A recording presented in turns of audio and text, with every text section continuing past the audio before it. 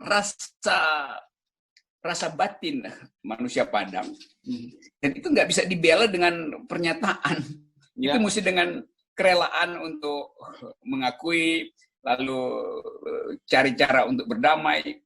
Tapi kalau perdamaian itu hendak diselesaikan secara hukum, juga itulah masuk akal. Kenapa? Karena anak-anak muda Minang sebetulnya mau menguji apakah undang-undang ITE itu berlaku imparsial. Ternyata polisi menolak. Karena itu dianggap sebagai delik pers atau segala macam. Jadi akhirnya bertumbuh lagi kan kecurigaan. Kenapa kalau soal paket kekuasaan kita dianggap kurang memenuhi unsur delik sehingga ditolak oleh Bareskrim. Lalu terhubung lagi pengetahuan publik bahwa polisi memang favoritisme itu. Kalau urusan kaum radikal yang dituduh radikal langsung diproses. Kalau kekuasaan yang lakukan kesalahan tidak Jadi bertumbuh terus isu semacam itu. Jadi tadi saya balik tadi bahwa noumenanya di balik fenomena ada noumena. Noumena itu adalah kejengkelan atau bahkan ya sebut aja kemuakan terhadap paket kekuasaan ini. Nah sayang sekali Puan adalah pita yang mengikat paket itu. Jadi biasanya ada pita di atas itu yang sebetulnya untuk mempercantik paket. Akhirnya pita itu putus oleh perselisihan kebudayaan. Saya sebut aja perselisihan kebudayaan sebetulnya. Ya. Antara PDIP dan masyarakat Minang. Ya, jadi ini sebenarnya dalam kata lain, Puan ini Anda sedang tidak beruntung, begitu ya. Berada pada saat dan tempat yang salah. Iya, itu sebetulnya. Kalau kita mau ambil yang bijaknya ya udahlah Puan, Anda lagi nggak beruntung aja tuh. Rezekinya diambil ulang oleh masyarakat Padang. Dan nggak boleh ada tambocie, nggak akan dikasih tambahan tuh.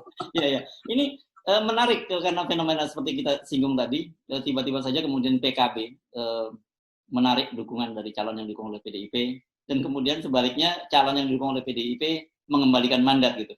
Jadi kesannya seolah-olah PDIP itu kalau di Sumatera Barat menjadi penyakit menular, gitu. Orang berusaha menjauhi. Ya betul. Ya. Karena udah terbentuk persepsi bahwa ini PDIP pasti kalah. Karena ini udah soal culture. Kalau udah kan kita tahu politik Minang itu kalau tetuanya sudah bilang A itu politisnya pasti ikut tuh. Karena culture-nya begitu tuh. Di dalam keadaan demokrasi boleh saling bersaing bahkan di antara politisi sesama Minang. Tetapi kalau menghadapi musuh bersama itu petata petiti petualah dari Datuk itu akan ambil alih. Ya. Nini Mama itu yang menentukan isu pada akhirnya. Saya pelajarinya begitu dulu waktu belajar political culture. Ya. Dan itu kuat sekali itu pengaruh politik dari Nini Mama terhadap musuh bersama ya. Karena dianggap PDIP sebagai musuh bersama. Betul. Yang memang kemudian yang menyatu di situ karena pers juga akhirnya memblow up ini. Ya. Ada satu tadi teman yang mengingatkan saya mengapa kemudian Puan mengucapkan kata itu. Jadi tadi juga seorang teman budayawan di Pak Minang menyatakan bahwa ada pepatah mereka yang mengatakan bahwa kata pertama itu adalah sebenarnya kata-kata. Gitu. Saya bahasain, nggak usah saya kutip bahasa Minangnya ya, nanti salah-salah juga. Kata pertama adalah sebenarnya kata-kata, artinya di bawah sadar orang itu. Kemudian kata berikutnya, artinya pembelaan dari para orang-orang yang membela Mika itu adalah kata yang dicari-cari, gitu. Jadi bukan hanya berkilas saja. Jadi mereka melihat bahwa kelihatannya pada PDI, apalagi keluarga Soekarno, dalam bawah sadarnya mereka merasa bahwa mereka adalah pewaris tunggal Pancasila dan mereka lah penafsir tunggal Pancasila. Jadi di luar itu, ketika tidak bersetuju dengan mereka, tidak Pancasilais. Ada kecenderungan semacam itu. Ada seorang teman yang mengingatkan seperti itu.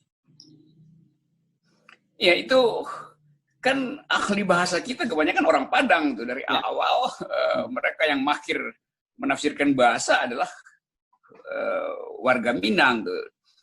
Tradisi itu terbawa terus. Bahkan dalam membuat satire itu Minang terkenal. Jadi culture Minang itu sangat peka terhadap permainan bahasa itu. Mungkin sekali berlebihan tafsirnya.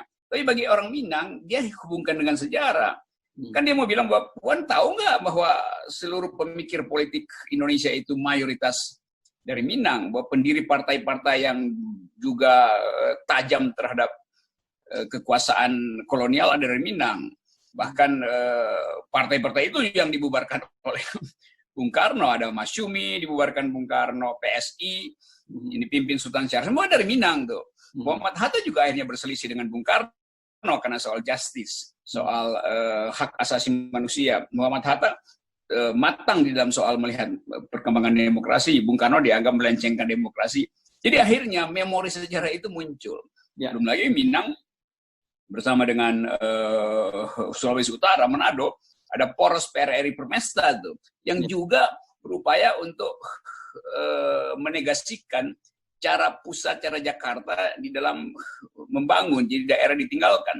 Jadi seluruh dendam politik atau memori politik masa lalu tiba-tiba muncul di dalam benak Nini Mama, petua-petua adat dan politisi, bahkan anak muda Minangkabau. Jadi itu sebetulnya sumber kesalahan dari Ibu Puan, kalau mau disebut sumber kesalahan, atau mungkin bukan dia yang bersalah, itu penasihatnya nggak bisa brief Puan, bahwa Puan, Minang itu lokasi politiknya seperti ini, lokasi budaya seperti ini, jadi Anda masuk dengan cara seperti ini. Itu nggak di brief. Jadi mestinya Puan pecat juga tuh influencer dia nggak bekerja bagus. Ya. Dan apalagi kan memang orang Minang itu bahkan sampai sekarang pun kesadaran politiknya sangat tinggi. Makanya disebut ada demokrasi lapau gitu ya. Orang nongkrong kopi sambil ngobrol politik itu luar biasa di Minang. Dan ini yang terlihatnya nggak disadari. Minang itu politiknya betul-betul mengakar di dalam kebudayaan. Karena soal berdebat itu orang Minang jago sekali. Bahkan debat dengan kirim sinyal melalui pantun itu tajam sekali. Tapi bukan sekedar kemampuan mensublimasi politik melalui pantun atau satire, tapi kemampuan logika juga kuat sekali mereka tuh. Ada Tan Malaka yang menulis Madilog, yang isinya adalah cara berdebat, cara memakai logika. Jadi jangan coba-coba mengeluarkan satu pendapat yang bisa membangkitkan seluruh kecerdasan orang Minang. Wah, ya.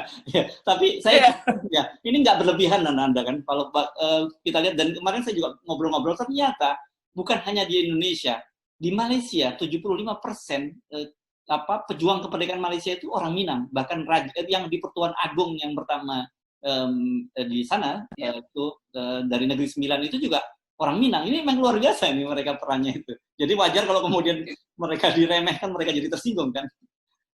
Iya, karena orang Minang dari awal kemerdekaan, bahkan sebelum merdeka, sudah malang melintang di Melayu itu sebagai influencer. Nah, orang Minang itu influencer Asia sebetulnya tuh. Tapi influencer dalam akal pikiran, influencer akal sehat tuh.